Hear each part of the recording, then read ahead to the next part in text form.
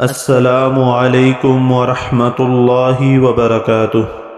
امت محمدیہ پر رسول اکرم صلی اللہ علیہ وسلم کا یہ حق ہے کہ آپ صلی اللہ علیہ وسلم کی اطاعت کی جائے اور آپ صلی اللہ علیہ وسلم کی نافرمانی نہ کی جائے، کیونکہ آپ صلی اللہ علیہ وسلم کی اطاعت اللہ تعالیٰ کی اطاعت ہے، اور آپ صلی اللہ علیہ وسلم کی نافرمانی اللہ تعالیٰ کی نافرمانی ہے۔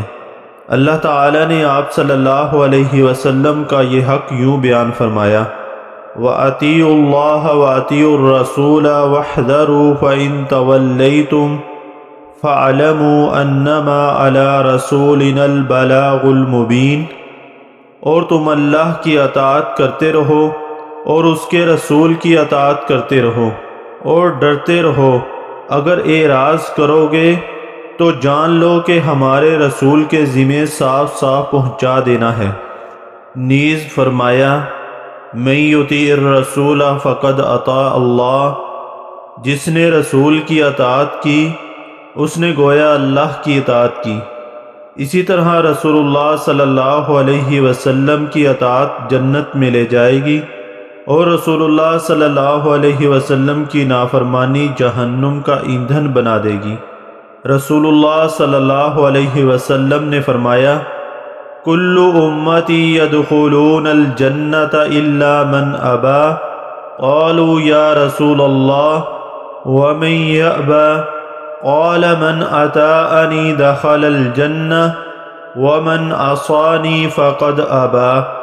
میری امت کے تمام لوگ جنت میں داخل ہوں گے سوائے اس کے جس نے انکار کر دیا۔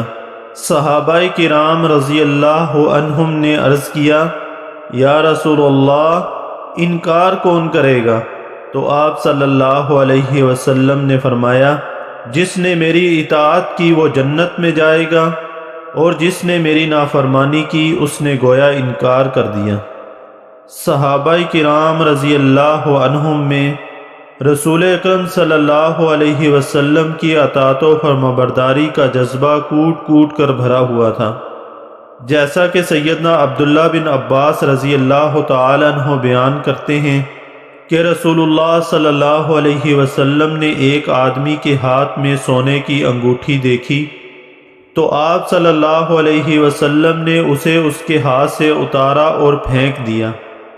بعد ازاں ارشاد فرمایا: یعمد احدکم الی جمرۃ من نار فیجعلها فی یدہ۔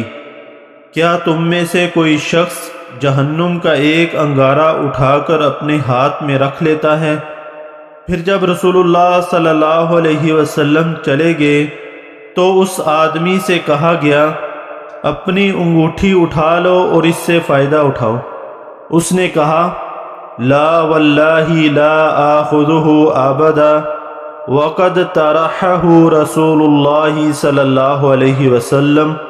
اب جب کہ رسول اللہ صلی اللہ علیہ وسلم نے اسے میرے ہاتھ سے اتار کر پھینک دیا ہے تو اللہ کی قسم میں اسے کبھی نہیں اٹھاؤں گا۔ اسی طرح سیدنا عمر بن الخطاب رضی اللہ تعالی عنہ بیان کرتے ہیں کہ رسول اللہ صلی اللہ علیہ وسلم نے فرمایا: ان اللہ عز وجل ینہاکم ان تحلفوا بآبائکم۔ بے شک اللہ تعالیٰ تمہیں منع کرتا ہے کہ تم اپنے باپوں کی قسم اٹھاؤ۔ امیر المومنین عمر بن خطاب رضی اللہ تعالی عنہ یہ حدیث بیان کر کے فرماتے ہیں: فَوَاللَّهِ مَا حَلَفْتُ بِهَا مُنْذُ سَمِعْتُ رَسُولَ اللَّهِ صلی اللہ علیہ وسلم نَهَا عَنْهَا ذَاکِرًا وَلَا آثِرًا۔ یعنی میں نے جب سے رسول اللہ صلی اللہ علیہ وسلم سے یہ سنا کہ آپ صلی اللہ علیہ وسلم نے اس سے منع کر دیا ہے، تب سے میں نے کبھی ایسی قسم نہیں اٹھائی، نہ اپنی طرف سے اور نہ کسی کی طرف سے نقل کرتے ہوئے۔ اسی طرح سیدنا عمر رضی اللہ تعالی عنہ نے جب حجر اسود کو بوسہ دیا تو فرمایا: اما واللہ انی لا اعلم انک حجر لا تضر ولا تنفع ولولا انی رأیت رسول اللہ صلی اللہ علیہ وسلم یقبلک ما قبلتک، خبردار مجھے یہ بات معلوم ہے کہ تم ایک پتھر ہو اور نہ تم نقصان پہنچا سکتے ہو اور نہ نفع، اور اگر میں نے رسول اللہ صلی اللہ علیہ وسلم کو نہ دیکھا ہوتا کہ آپ صلی اللہ علیہ وسلم نے تمہارا بوسہ لیا ہے تو میں کبھی تمہارا بوسہ نہ لیتا۔ پھر فرمانے لگے ما لنا وللرمل انما كنا رأينا المشركين وقد اهلكهم الله، ثم قال شيء صنعه رسول الله صلی اللہ علیہ وسلم فلا نحب ان نتركه، یعنی اب ہم رمل کیوں کریں، وہ تو دراصل ہم مشرکین کے سامنے اپنی طاقت کے اظہار کے لیے ہی کرتے تھے، اور اب تو اللہ تعالی نے انہیں ہلاک کر دیا ہے۔ پھر کہنے لگے جو عمل رسول اللہ صلی اللہ علیہ وسلم نے کیا ہم یہ پسند نہیں کرتے کہ اسے چھوڑ دیں۔ آخر میں اللہ تبارک و تعالی سے دعا ہے کہ اللہ تبارک و تعالی ہمیں اطاعت رسول میں زندگی گزارنے کی توفیق عطا فرمائے، آمین ثم آمین۔